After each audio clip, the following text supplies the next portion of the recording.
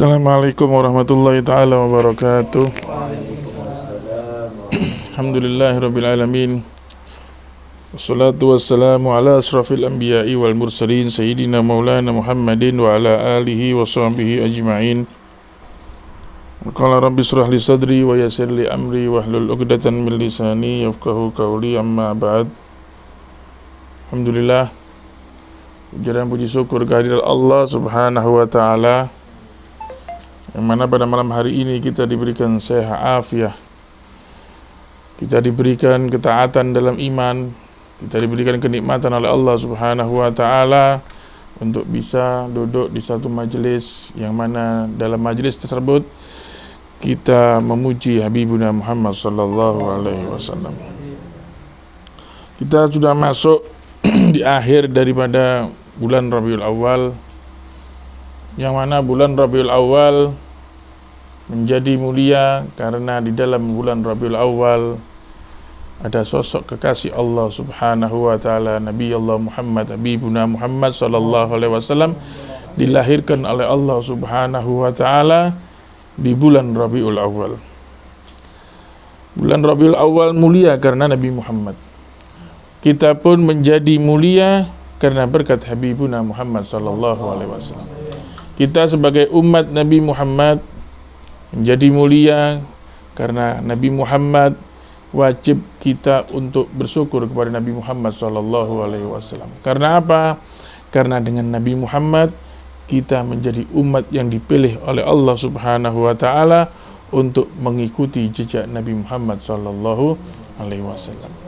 Alhamdulillah, bentuk kecintaan kita kepada Nabi Muhammad sallallahu alaihi wasallam, yang mana pada malam hari ini kita duduk memuji Nabi Muhammad sallallahu alaihi wasallam melalui qasidatul Maulid yang dikarang oleh Habib Umar bin Hafid.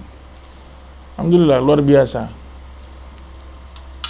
Nabi Muhammad adalah Nabiur Rahmah. Nabi Muhammad adalah Nabi yang sangat dikasih sayang oleh Allah Subhanahu wa ta'ala. Tidak akan diciptakan alam semesta ini kalau bukan karena Nabi Muhammad sallallahu alaihi wasallam. Jauh sebelum Allah Subhanahu wa ta'ala menciptakan segala sesuatu yang ada di langit dan di bumi, Allah menciptakan Habibuna Muhammad sallallahu alaihi wasallam dari nurnya Allah Subhanahu wa ta'ala. Seperti yang selalu kita dengar ketika pembacaan daripada Maulid Simtudurar, riwayat hadis yang diriwayatkan oleh Jabir. Jabir bertanya kepada Rasulullah sallallahu alaihi wasallam, "Ya Rasul, demi ayah dan ibuku, apa yang Allah ciptakan sebelum segala sesuatu yang Allah ciptakan, ada yang ada di bumi dan di langit?" Maka Rasulullah SAW mengatakan, Allah menciptakan, yaitu menciptakan nurku dari nurnya Allah Subhanahu wa ta'ala.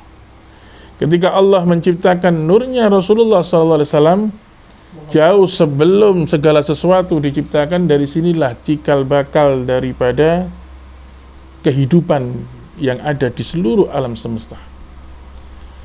Ketika Allah Subhanahu wa ta'ala menciptakan nurnya Allah, nurnya Nabi Muhammad sallallahu alaihi wasallam dari nur Allah Subhanahu wa ta'ala, maka diambil dari nurnya Nabi Muhammad sallallahu alaihi wasallam Allah menciptakan ars. Diambil lagi dari nurnya Nabi Muhammad sallallahu alaihi wasallam Allah menciptakan yang namanya kolam. Kolam yaitu untuk menentukan takdir manusia, yang mencatat segala sesuatu manusia mulai dari zaman Nabi Adam sampai Nabi yang terakhir, untuk mencatat seluruh takdir yang telah Allah Subhanahu wa ta'ala takdirkan. Dari nur Nabi Muhammad kemudian Allah menciptakan yang namanya surga. Dari nur Nabi Muhammad Allah menciptakan yang namanya matahari, Allah menciptakan namanya bulan, dan seluruh yang ada di alam semesta. Makanya ketika dikatakan para sahabat yang hidup di zaman Rasulullah SAW, kalau melihat Rasulullah berjalan di malam hari, para sahabat selalu berkata, indahnya memandang Rasulullah melebihi indahnya daripada bulan purnama yang sangat indah. Keindahan daripada bulan purnama masih kalah lebih jauh indahnya wajah Nabi Muhammad SAW. Wajah Nabi Muhammad memiliki cahaya yang dikatakan di kitab Maulidnya Habib Ali bin Muhammad An-Nafsi, nuran fawqa kulla nur, cahaya di atas segala cahaya. Bahkan cahaya matahari pun masih belum bisa menandingi daripada cahaya Rasulullah sallallahu alaihi wasallam. Banyak dari kalangan kita, terkadang kita ini bertanya dalam hati, namanya manusia. Terkadang kita menanya dalam hati, bertanya-tanya dalam hati, bagaimana Rasulullah ini pada malam hari ini, hampir seluruh dunia kalau kita mau hitung satu persatu membaca maulid di jam dan hari yang bersamaan, bagaimana Rasulullah mau hadir ketika kita membaca cuma segelintir orang. Nur Nabi Muhammad selalu berada di mana ketika dia di dalam suatu majelis tersebut dibacakan sirah Nabi Muhammad SAW. Jadi meskipun kita jauh di pulau ini terpencil, di rumah yang alhamdulillah penuh dengan keberkahan, meskipun orangnya cuma sedikit, kita tidak usah ragu bahwasanya nur Nabi Muhammad masuk di dalam rumah kita, masuk dalam rumah yang kita baca, masuk dalam hati kita. Dikarenakan apa? Nur Nabi Muhammad selalu menerangi seluruh daripada alam semesta. Bahkan sholawat pun yang telah kita baca telah disampaikan oleh satu malaikat yang telah diciptakan oleh Allah untuk selalu menyampaikan salam dan sholawat yang selalu kita baca kepada Nabi Muhammad SAW. Ada satu riwayat di dalam kitab Dalail Khairat, dicerangkan di dalam kitab tersebut fadilah orang yang bersolawat kepada Habibuna Muhammad SAW. Ketika seseorang tersebut bersolawat kepada Rasulullah SAW, Allahumma salli ala Sayyidina Muhammad wa ala Sayyidina Muhammad, keluar dari mulut orang tersebut sebuah cahaya yang mana cahaya tersebut menerangi antara timur dan barat. Seraya cahaya tersebut berkata, aku adalah solawat dari Fulan bin Fulan. Bukan cuma nama kita yang disebut, tetapi nama ayah kita pun juga disebut. Cahaya tersebut menyampaikan kepada seluruh penduduk di langit bahwasanya aku adalah solawatnya Fulan bin Fulan. Maka daripada cahaya tersebut Allah menciptakan yang namanya burung. Yang mana burung tersebut di dalam satu riwayat diceritakan di dalam kitab Dalail Khairat, kalau insya Allah saya tidak salah baca, bahwasanya terdapat daripada sayap burung tersebut, setiap sayap mempunyai satu daripada kepala. Diciptakan daripada satu ekor burung dan setiap sayap terdapat 70.000 sayap dan setiap sayap diciptakan oleh Allah Subhanahu wa taala satu kepala. Di dalam satu kepala diciptakan 70 wajah, 70 lidah, 70.000 lidah, insyaallah 70.000 lidah, dan setiap lidah bersolawat kepada Rasulullah sallallahu alaihi wasallam. Insyaallah kurang lebih semacam itu. Saya pernah baca di dalam kitab Dalail Khairat, yang mana fadilahnya semuanya diberikan kepada kita. Ini fadilahnya orang yang bersolawat kepada Nabi Muhammad. Jangan kita kecil hati, bahwasanya kalau kita sholawat, kita kadang-kadang tidak bisa sampai. Ya.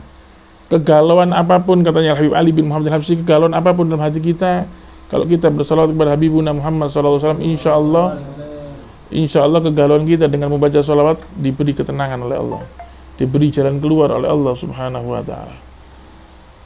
Doa kita pun dengan dimulai dengan bersolawat kepada Rasulullah SAW, insya Allah doa kita pun juga diterima oleh Allah Subhanahu wa ta'ala. Manfaatnya kita ketika kita bersolawat kepada Nabi Muhammad SAW. Kita umat sebaik-baiknya umat, kita punya Nabi dan sebaik-baiknya Nabi. Nabi Muhammad ketika kelak nanti di yaumil qiyamah, para sahabat bertanya, ya Rasul, bagaimana kau mengenali daripada umatmu? Maka Rasulullah mengatakan, kelak besok akan mengenali daripada umatku, dari mereka umatku yang banyak memegang air wudhu. Mereka yang selalu sujud kepada Allah Subhanahu wa ta'ala. Mereka yang selalu menyembah Allah Subhanahu wa ta'ala. Kelak nanti di padang mahsyar, maka aku akan mengenali daripada wajah-wajah umatku yang selalu mempertahankan air wudhu. Kita dibantu oleh Rasulullah SAW, bukan cuma di padang mahsyar, di mizan pun kita dibantu oleh Rasulullah. Bahkan sholawat kita yang dianggap sepele pun ketika nanti di mizan akan menjadi sangat luar biasa. Rasulullah sendiri telah dimasukkan surga oleh Allah Subhanahu wa taala, mikir umatnya minta izin kepada Allah untuk keluar dari surga untuk menyelamatkan daripada umatnya. Saking cintanya Rasulullah kepada kita.